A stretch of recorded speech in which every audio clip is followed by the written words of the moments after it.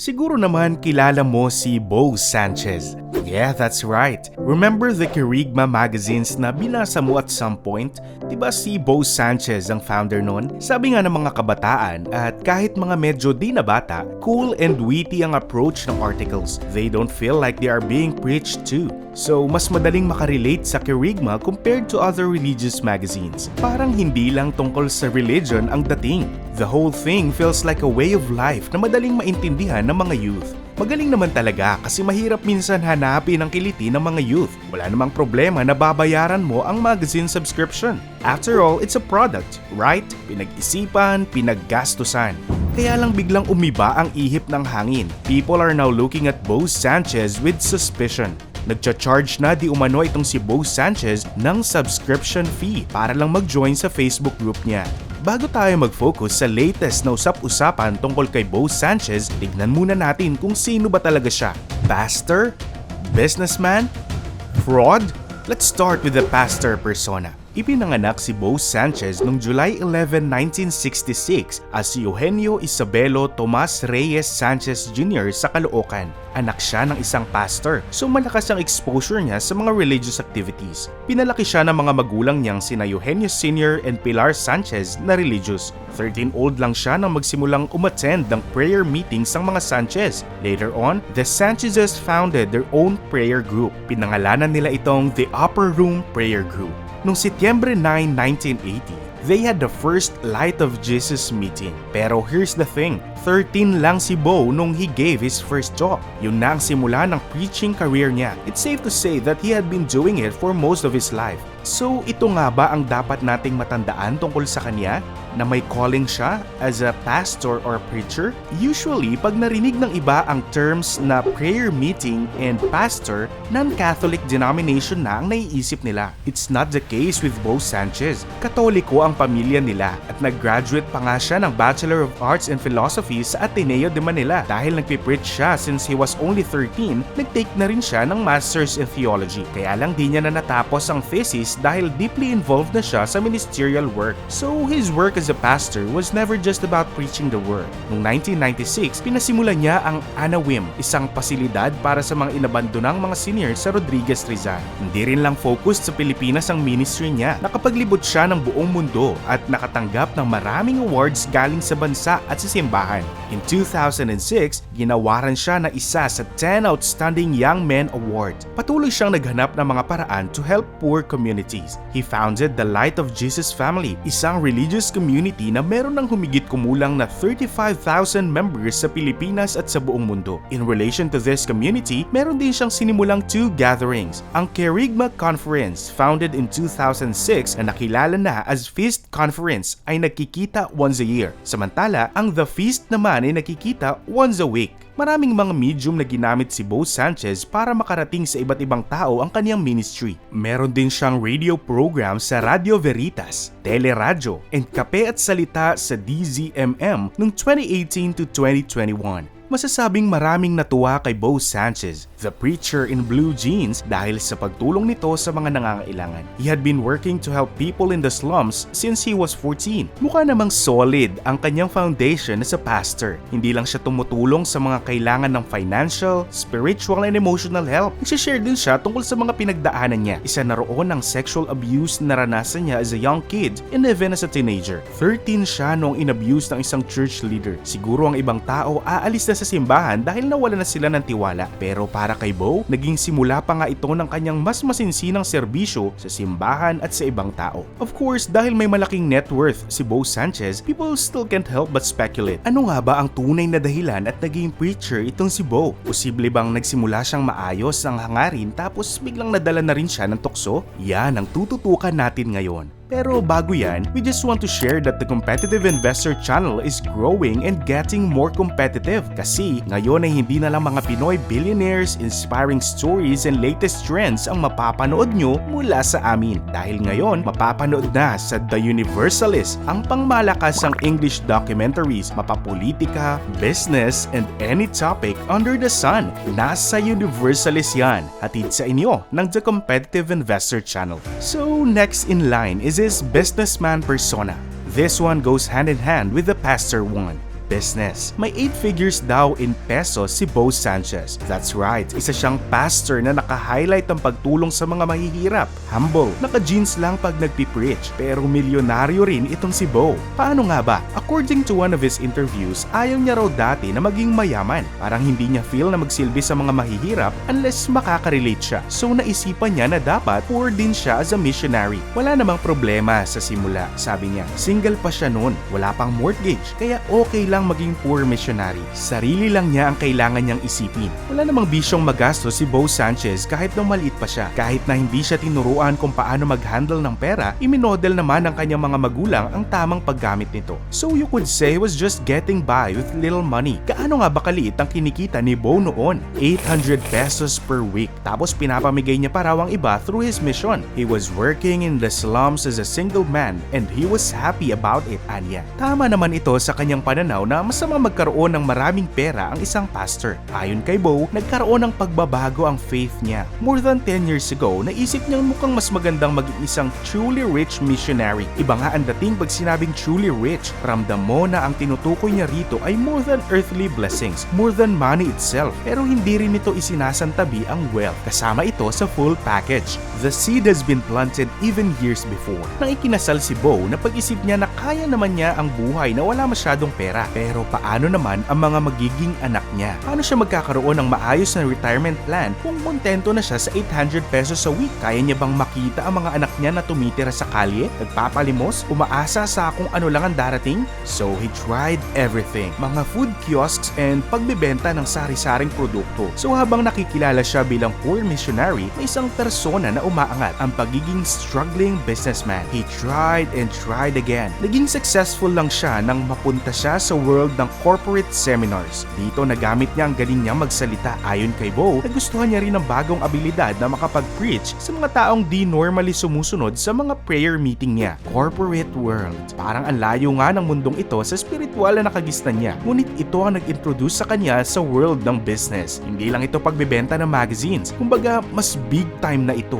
Pero hindi pa rin ito ang pinaka-successful na business ni Bo. Sabi niya, ngayon ang pinaka-successful niyang mga business ay yung mga online niya. Kaya yung mga kinikita niya sa corporate seminars na pupunta na sa ministry niya. Para sa kanya, isa pa rin siyang pastor through and through. Para sa kanya, ang pagiging pastor ay hindi lamang directed sa spiritual. Pakiramdam niya, dapat din niyang tuunan ng iba pang pangangailangan. Kasama na ang pinansyal. Preacher siya, isang bersyon ito ng pagtuturo. Ngayon, tinuturuan niya ang kanyang mga followers ng financial strategies. Para sa kanya, kailangan ng tamang mindset and financial literacy para ma-achieve ng isang tao ang financial independence and stability. Dahil sa kanyang bagong focus, nakilala na rin si Bo Sanchez na isang businessman. Isa siya sa mga pinaka-impluensyal at pinakamayaman na preacher sa Pilipinas. Ini-expect na tataas pa ang kanyang net worth sa mga susunod na taon kung patuloy ang trend ng kanyang mga business. Even though he has learned from trying all kinds of things and failing, alam niya rin ang importansya ng mayroong mentor. Mentor siya ng mga naghahanap ng spiritual growth and path. Ngayon, naging mentor na rin siya para sa mga gustong umahon sa kanilang current financial status. Pero meron din siyang mentor. Naniniwala siya na magandang investment na kumuha ng mag-a-advise sa kanya tungkol sa stocks. Pakiramdam niya, nagfi-fail ang iba dahil they decided to go at it on their own. Willing siyang ipasa ang kanyang mga natutunan. Kaya naisipan niyang simulan ang Truly Rich Club, which provides financial mentorship with a focus on stocks. Sa kanyang social media, isinishare niya rin ang mga success stories ng mga taong sinundan ng mga advice niya. Pero Bo also admits that he learns from other people and his own failures when managing his current business pursuits. So, ang Bo Sanchez na nakikilala ng mga tao ngayon may be different from the one who just started. Posibleng ang hinahangaan mong founder ng Kerygma at mga religious organizations ay ibang-iba na sa Bo na kilala ng mga tao ngayon. Meron na siyang mga pinapalagong business, may minemaintain at binabantayang stocks at mga real estate investments. Believe it or not, nababalitaang meron na si Bo Sanchez na 13 income streams. Malaki rin ang emphasis sa passive income niya. Kahit milyonaryo na siya, ini-insist ni Bo Sanchez that he's the same underneath it all. Hindi niya raw kailangan ng mansion or luxury cars. Simple pa rin siya, just like the Bo Sanchez who started preaching early on in his life. Of course, he now has millions. Pastor siya with the ministry. In both cases, pinapangatawanan niya ang pagiging mentor, passing on knowledge to others who may need it. Sabi sinabi na rin niya na hindi siya pari, so wala siyang vow of poverty. Naniniwala siyang kailangan niyang abutin ang pinaka-potential niya, not just spiritually. He's teaching the same thing to his followers. Sa isang video niya, in-emphasize niya na kahit gawa tayo in God's own image, ang mga ginagawa natin ay nagmo-mold din sa kung ano si God para sa atin. Binatikos ito ng ibang mga Katolikong Pilipino. Feeling nila nawawala na sa tamang landas sa mga pinipreach ni Bo Sanchez. Tama nga ba sila? At mayroon ba talagang pangatlong persona si Bo Sanchez? Ang pagiging fraud? Isa sa pinaka-popular religious leader si Bo, pero people called him out after started charging subscription rates for his Facebook group. At first glance, ang konti nga lang naman ang hinihingi ni Bo Sanchez at $5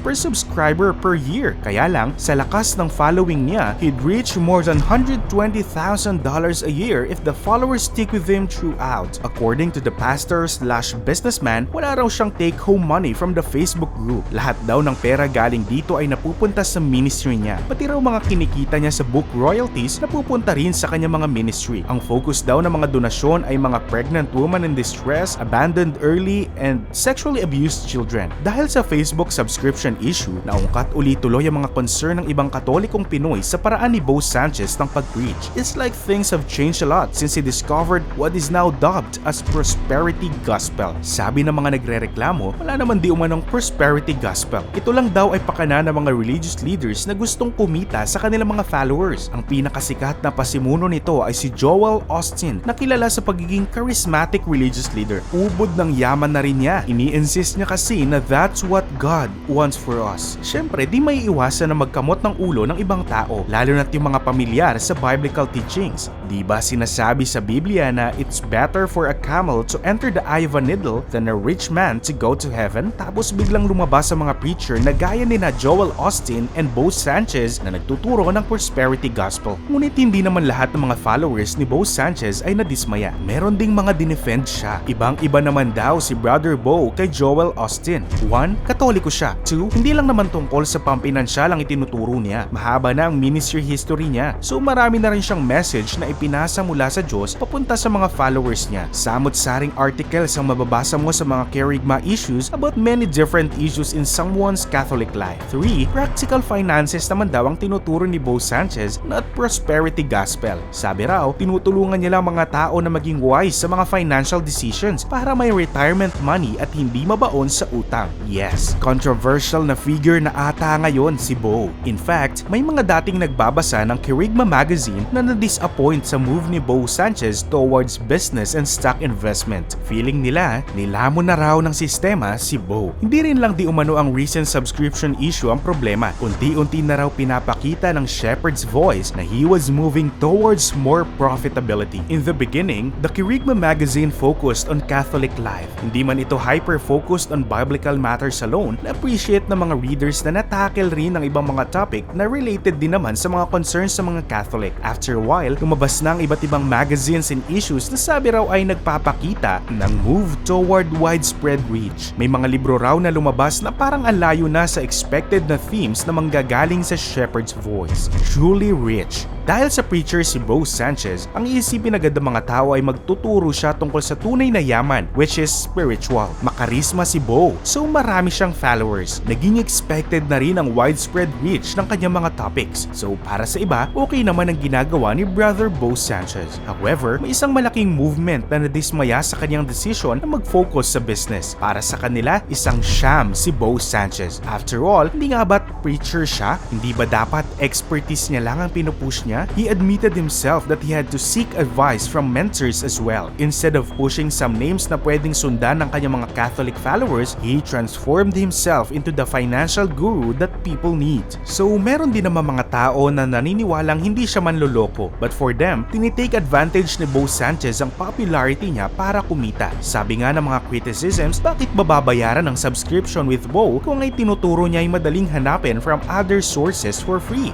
is Bo Sanchez a fraud or a scam? According to those who are openly criticizing him online, legit naman ang Facebook group. Pag nagbayad ka, may makukuha kang information. So, merong transaction. Para sa iba naman, is certainly a fraud. Bakit daw magtuturo si Bo about finances after building his reputation as a preacher throughout the years? Bakit daw parang nag-overreach na siya? Some even call him greedy. Masama ang loob ng marami dahil para sa kanila, Bo Sanchez is taking advantage of the ignorance of some people. May mga nagli-liquidate daw ng properties para lang makasali sa truly rich club. Meron naman daw ginagamit ang kakarampot na pera para lang matuto ng stock strategies na madali naman palang hanapin for free from other sources. Meron naman nagsasabi na hindi satisfying ang mag-follow kay Bo Sanchez. Kung gagastos ka raw ng pera to learn about stocks, di mo na ine-expect na isang oras lang ang discussion about stocks tapos the rest of the seminar is about praising God na. Para sa kanila, bakit pa magbabayad to listen to the word of God? O kung magbabayad man, bakit hindi na lang sinulit na puro business o practical teachings to make people achieve the wealth they wanted? Kaya nga raw nag-invest ng pera ang mga umattend ng mga seminars ni Bo or mga nag-subscribe sa Facebook group niya. Pastor? Businessman? Or fraud? Alin nga ba sa mga yan si Bo Sanchez? Maraming iba't ibang views ka pa ring mababasa at maririnig. Mga followers from the Kerygma Times na wala namang nakitang masama sa kanyang business pursuits. Meron ding hindi na nakakayanan ng pakiramdam nilang lantarang pandaraya ng mga Pilipinong Katoliko. Pastor and businessman. Hindi raw magandang kombinasyon ito. Naging gimmick na lang daw ang word of God para kay Bo Sanchez. Naging means na lang ito para kumita. Truly rich. Sabi raw ng mga nagreklamo, si Bo Sanchez lang di umano ang pinapayaman ng kanyang mga Facebook groups, seminars, and books. Ano masasabi mo? Hindi nga kaya na dahil sa kinumbine ng business and preaching, naging fraud na tuloy ang result? Gusto lang daw ni Bo Sanchez na mabigyan ng magandang kinabukasan ng kanyang pamilya. Okay naman itong goal. Ang tanong ng ibang Pilipinong Katoliko, kailangan ba itong ma-achieve to the detriment of poor Catholic Filipinos na gusto ring umahon sa hirap? Preacher or pastor ba si Bo Sanchez? Yes, bata pa lang siyang nagsimula sa path na ito dahil preacher din ang kanyang ama. Meron siyang mga personal experiences na lalong nag-drive sa kanya na lumapit sa Diyos.